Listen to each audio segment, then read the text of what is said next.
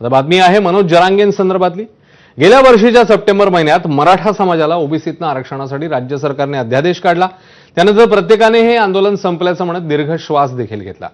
पण आरक्षणाचा लढा संपलेला नाही असं म्हणत मराठा आंदोलक मनोज जरांगे पुन्हा एकदा आक्रमक झाले आहेत। त्यांनी 30 मे पासून रखरखत्या उन्हामध्ये बेमुदत आमरण उपोषणाची घोषणा केली आहे। मराठा समाजाच्या मागण्या मान्य झाल्या नाही तर मी आमदारकीचा राजीनामा देईन असे प्रसाद लाड यांनी जरांगेंच्या भेटीत सांगितलं होतं। हाच धागा पकडत उपोषणाची घोषणा करतानाच जरांगे पाटील यांनी आमदार प्रसाद लाड यांना टोला लगावलाय। तर जरांगेंनी आरक्षणासाठी थेट आरपारची लढाई जाहीर केली आहे। त्यामुळे राज्य सरकार नेमकी काय भूमिका घेणार पाहणं महत्त्वाचं आहे। मला अंतिम टोकाचं आणि कठोर आमरण उपोषण करायचंय। रखरखत्या उन्हात मी हे उपोषण बास टाकून करणार आहे।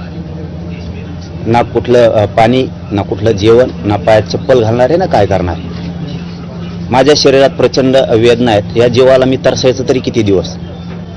त्यामुळं जे होईल ते होईल। उष्ण घाताचा बळी गेला तरी देवेंद्र फडणवीसांमुळे गेला, सरकारमुळे गेला। कितीही जीवाची लाहीलाही झाली तरी हरकत नाही, कारण माझ्या समाजाच्या लेकरांच्याच आयुष्याचा उन्हाळा झालाय। मला चर्चा नाही पाहिजे रे बाबा। 58 लाख नोंदी निघाल्या, त्याचे कुणबी प्रमाणपत्र तुम्ही देणार आहेत का? ज्यांना कुणबी प्रमाणपत्र दिले त्यांच्या तुम्ही व्हॅलिडिटी देणार आहेत का? तुम्ही आरक्षण देताय म्हणजे नेमकं काय करताय? मराठ्यांचे मतं मात्र तुम्हाला लागतील आणि मराठ्यांच्या लेकराला मात्र आरक्षण दिलं जात नाही। तुम्हीच आमच्यावरती हल्ले करायचे आणि तुम्हीच आमच्यावरती 307 गुन्हे दाखल करायचे, म्हणजे राज्यातले गुन्हे सुद्धा मागे घ्यायचे नाहीत। मराठ्यांविषयी ठासून भरलेला द्वेष, मराठ्यावर जेवढा अन्याय करता येईल तेवढा करण्याचा प्रयत्न। आणखीनही मराठ्यांचे मन जिंकायला देवेंद्र फडणवीसांना संधी आहे। नाही आम्ही शत्रू, तुम्हाला कधी मानत नाही मानणार। देवेंद्र फडणवीस साहेब 100% आरक्षण देतील। आम्हाला बोलवा ना, का तुम्हाला नुसत्या आवडत्याच मंत्र्यांना भेटायचं? तुमच्या संभ्रम मराठा समाजाचा असा घालून दिला की आम्ही आरक्षण द्यायला तयार आहेत, पण जरांगे पाटील आम्हाला बोलवित नाही। मला वाटतं याच्यातून किमान प्रसाद लाड साहेबांचे डोळे उघडतील, कारण त्यांनी सांगितलं की मी मराठा आहे म्हणून दोष द्यायचा नाही। पण डोळे उघडले असतील मात्र एवढं खरं की तो हा देवेंद्र फडणवीस किती कलाकार आहे। तर जरांगे पाटलांचं आंदोलन पुन्हा होऊ नये यासाठी सरकारकडनं आता प्रयत्न केले जात आहेत। प्रसाद लाड आणि मराठा आरक्षण उपसमिती अध्यक्ष विखे पाटील अंतर्वालीत जरांगे पाटील यांच्याशी उद्या चर्चेकरता जाणार आहेत। निश्चितपणे जे अपेक्षित उत्तर आहे ते जरांगे पाटील साहेबांना मिळेल। येणाऱ्या 29 तारखेला माननीय विखे पाटील साहेबांबरोबर मी अंतर्वाली सराटीला जाऊन माननीय जरांगे पाटील मनोजदादांची भेट घेणार आहे। 2 दिवसापूर्वी सातत्यानं मी माननीय मुख्यमंत्र्यांच्या संपर्कात आहे। माझे सहकारी प्रसाद लाड माझ्या समोर आहेत।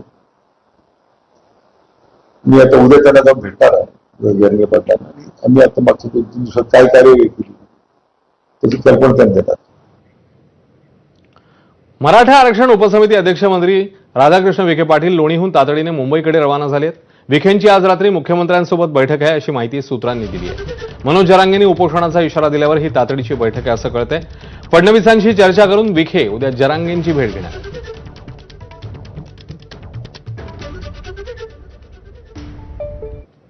ओबीसी नेते लक्ष्मण हाके आणि ॲडव्होकेट गुणरत्न सदावर्ते यांनी जरांगेंच्या आंदोलनावर टीका केली आहे। मनोज जरांगेंनी सुद्धा या आरक्षणाच्या बाबतीत येड्याचं सॉंग घेतलंय आणि परत त्या येड्याच्या सॉंगाला महाराष्ट्र गव्हर्नमेंट काय करतंय, त्यांचा टाइमपास करतोय। ह्याच्या पलीकडे ह्या आंदोलनामधून काही मिळणार नाही। मुळात जरांगे पाटलांनी असं उपोषण करू नये, त्यांनी त्यांच्या तब्येतीची काळजी घ्यावी। पॉलिटिकल इन्फ्लुएन्सर आणि आंदोलन रील स्टार आणि पॉलिटिकल इन्फ्लुएंसर जरांगे जरांगे जरांगे नया नहीं, खिलाड़ी पुराना है लेकिन आज उसका रील नया है। मनोज जरांगे पॉलिटिकल इन्फ्लुएंसर जेव्हा राजकारणी थोडासा डाऊनफॉलला असतात आणि त्यांना वाटतंय कि थोड़ा स्वतःला उजळून घ्यावं, तो चलो जरांगे के पास। पॉलिटिकल इन्फ्लुएंसर और रील स्टार जरांगे। तर भाजप आमदार आणि मुंबई अध्यक्ष अमित साटम यांनी मराठा आंदोलक मनोज जरांगे पाटील यांच्या आंदोलनावर गंभीर टीका केली आहे. जरांगेंचं आंदोलन मुख्यमंत्री फडणवीसांना टार्गेट करण्यासाठी सुरू आहे असा आरोपही त्यांनी केलाय. हे आंदोलन मराठा समाजासाठी नसून हे आंदोलन महाराष्ट्राचे सन्माननीय लोकप्रिय मुख्यमंत्री देवेंद्र फडणवीसजी यांना टार्गेट करण्यासाठी आंदोलन आहे. एक कुठलीही व्यक्ती अशा प्रकारे मराठा समाजाचा नेता होऊ शकत नाही. मराठा समाजाचे अनेक नेते आहेत. मराठा समाजाला या महाराष्ट्रामध्ये खऱ्या अर्थानं न्याय कोणी मिळवून दिला असेल तर तो सन्माननीय मुख्यमंत्री देवेंद्र फडणवीसजी यांनीच हा त्या ठिकाणी मिळवून दिलेला आहे. सूर्यावरती थुंकल्यामुळे सूर्याला काही फरक पडत नसतो. ती थुंकी आपल्यावरती परत येत असते. मराठा आंदोलक मनोज जरांगेंनी उपोषणाची हाक दिली आहे. मात्र जरांगेंना गावकरी आंदोलन करू देणार आहेत का असा सवाल आता उपस्थित होतोय. ते विनंती करणार आम्ही गावकऱ्याच्या वतीनं सगळे गावकरी सगळे समाज बांधव विनंती करणार किंवा तुम्ही ठीक आहे उपोषण करायचं तर कराच पण त्याच्याबद्दल वाद नाही पण उन्हात नाही करा. नुसता शब्द जरी ऐकला मोगा की रखरखत्या उन्हात ना सावली ना पाणी ना अन्न अशा अवस्थेत उपोषण करायचं हा शब्द कानावर पडलाय तेव्हापासून आमचं मन असं आम्हाला एका जागेवर स्थिर होऊन द्या राहून द्यायला. आता उन्हामध्ये बसून उपोषण करणे शक्य नाही पण आता दादानी जर असं आदेश जर दिला असला तर त्याला आमचं नाही इलाज. दादाने करायला नाही पाहिजे असे आपण सावलीत उभं राहून जर आपल्याला घाम येतो तर त्याला बिगर पाण्यात उन्हात बसायचं. दादानी उपोषण करण्यापेक्षा दादाच्या शब्दामध्ये ही ताकद आहे.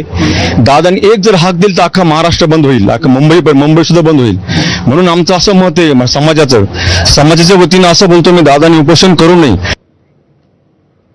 आता बातमी विधान परिषदेसंदर्भातली आहे. विधान परिषदेच्या स्थानिक स्वराज्य संस्था